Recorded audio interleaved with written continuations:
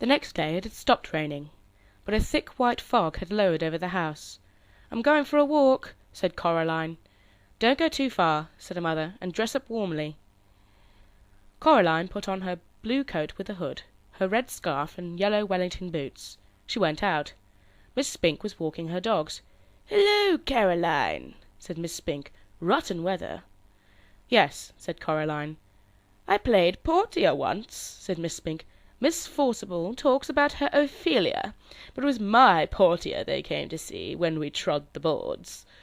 Miss Spink bundled up in pullovers and cardigans, so she seemed more small and circular than ever. She looked like a large, fluffy egg. She wore thick glasses that made her eyes seem huge. "They used to send flowers to my dressing-room. They did," she said. "Who did?" said Coraline. Miss Spink looked around cautiously, looking first over one shoulder, then over the other, peering into the mist as though someone might be listening. "Men," she whispered. Then she tugged the dogs to heel, then waddled off back towards the house. Coraline continued her walk. She was 3/4 of the way around the house when she saw Miss Forcible, standing at the door of the flat she'd shared with Miss Spink. "Have you seen Miss Spink, Caroline?" Coraline told her that she had, and Miss Spink was out walking the dogs. "I do hope she doesn't get lost. It'll bring on her shingles if she does, you see," said Miss Forcible. "You have to be an explorer to find your way in this fog." "I'm an explorer," said Coraline. "Of course you are, lovey," said Miss Forcible. "Don't get lost now." Coraline continued through the garden in the grey mist. She had always kept in sight of the house. After about 10 minutes of walking she found herself back where she had started. The hair over her eyes was limp and wet, and her face felt damp. "Ahoy, Caroline!" called the crazy old man upstairs. "Oh, hello," said Coraline. She could hardly see the old man through the mist. He walked down the steps on the outside of the house that led up past Coraline's front door to the door of his flat. He walked down very slowly. Coraline waited at the bottom of the steps. "The mice do not like the mist," he told her. "It makes their whiskers droop." "I don't like the mist much either," admitted Coraline. The old man leaned down, so close that the bottom of his moustache tickled Coraline's ear. "The mice have a message for you," he whispered. Coraline didn't know what to say. "The message is this: don't go through the door." He paused. "Does that mean anything to you?" "No," said Coraline. The old man shrugged. "They are funny, the mice. They get things wrong. They got your name wrong, you know. They kept saying Coraline, not Caroline, not Caroline at all." He picked up a milk bottle from the bottom step and started up to his attic flat. Coraline went indoors. Her mother was working in her study. Her study smelt of flowers. "What shall I do?" asked Coraline. "When do you go back to school?" asked her mother. "Next week," said Coraline. "Humph," said her mother. "I suppose I shall have to get you new clothes. Remind me, dear, or else I'll forget." She went back to typing things on the computer screen. "What shall I do?" repeated Coraline. "Draw something." Her mother passed her a sheet of paper and a ballpoint pen. Coraline tried drawing the mist. After 10 minutes of drawing, she still had a white sheet of paper with "Mist" written on it in one corner in slightly squiggly letters. She grunted and passed it to her mother. Very modern, dear," said Coraline's mother. Coraline crept into the living room and tried to open the old door in the corner. It was locked once more. She supposed her mother must have locked it again. She shrugged. Coraline went to see her father. He had his back to the door as she typed. "Go away," he said cheerfully as she walked in. "I'm bored," she said. "Learn how to tap dance," she suggested, without turning around. Coraline shook her head. "Why don't you play with me?" she asked. "Busy," he said. "Working," he added. He still hadn't turned around to look at her. "Why don't you go bother Miss Spink and Miss Forcible?" Coraline put on her coat and pulled up her hood and went out of the house. She went down the steps. She rang the door to Miss Spink and Miss Forcible's flat. Coraline could hear a frenzied woofing as the Scotty dogs ran into the hall. After a while Miss Spink opened the door. "Oh, it's you, Caroline," she said. "Angus, Hamish, Bruce, calm down now, lovies. It's only Caroline. Come in, dear. Would you like a cup of tea?"